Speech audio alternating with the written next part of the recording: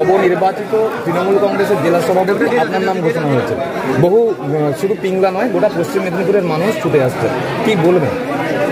একটা সুবিধা হচ্ছে, আমি দলের পুরনো কর্মী। দল যখন যা দায়িত্ব দিয়েছে করেছি। 3টে জেলার একসঙ্গে সভাপতি করেছে। 21 সালের লড়াইটা সামনে থেকে আমরা লড়েছি। তোমাদের সবাইয়ের শুভেচ্ছা নিয়ে দল খুশি হয়েছে, দলকে আমরা এগিয়ে দিতে পেরেছি। আবার এখন দল সাংগঠনিক জেলার দায়িত্ব দিয়েছে, এটাও মনোযোগ দিয়ে পালন করব। মাঝে 1 বছর কোনো দায়িত্বে ছিলাম না। আমি জেলা পরিষদের সহকারী সভাপতি হিসেবে আমি এখনও পর্যন্ত দলের 2টো জেলার সমস্ত ব্লকে যাতায়াত করি।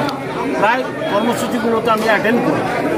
তো একটাই বার্তা, যে দিদির এই শুভেচ্ছা পাথেয় করে, অভিষেক বক্সিদার এই সাহায্য পাথেয় করে আমরা আগামী দিনে পথ চলব। একটাই কথা, এই মুহূর্তে আমাদের দল জাতীয় স্বার্থ রেখে, এই মুহূর্তে আমাদের দল, আমাদের যে যারা সোলজার, যারা সেনাবাহিনী, তাদের যে অসম সাহসী লড়াই, সেই লড়াইকে স্যালিউট জানিয়ে আমরা ব্লক শহরগুলোতে মিছিল করছি।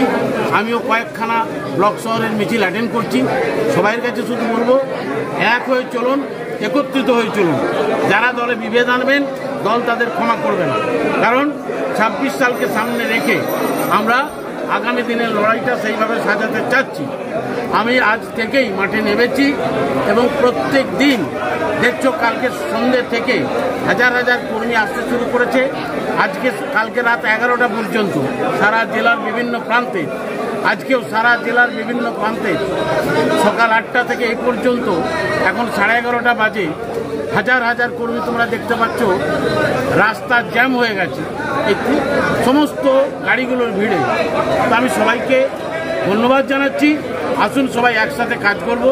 মমতাদি বিভিন্ন মানুষের যে উন্নয়ন করেছেন, যে সামাজিক উন্নয়ন করেছেন, যে অর্থনৈতিক উন্নয়ন করেছেন, এবং যেভাবে ধর্মীয় সম্প্রদায়যুক্ত সমস্ত শ্রেণীর মানুষের উন্নয়ন করেছেন, এটাই যদি আমরা ভালো করে প্রচার করতে পারি, তাহলে বিজেপি, সিপিএম, কংগ্রেস বা আর কোনো শক্তি তৃণমূল ধারে কাছে ঘেঁষতে পারবে না। সবাইকে ধন্যবাদ।